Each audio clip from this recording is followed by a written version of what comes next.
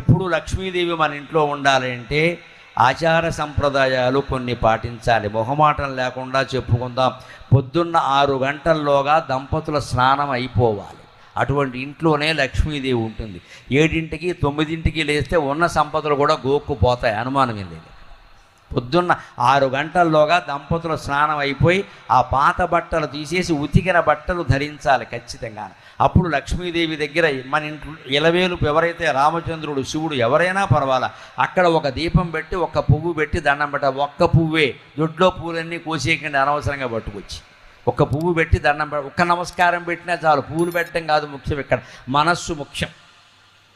పెట్టాలి. తర్వాత వీలైతే ఓ స్తోత్రం ఏదైనా పారాయణ చేసుకోవాలి. కాసేపు జపమో ధ్యానమో చేయాలి, ఒక్క అరగంట. తర్వాత నీ పనులన్నీ చేసుకో, ఎవడు వద్దల్లా. మళ్ళీ సాయంత్రం స్నానం చేయాలి. కనీసం ముఖమైనా కడుక్కోవాలి నీళ్ల కొరత ఉంటే. మళ్ళీ దేవుడి దగ్గర కూర్చో.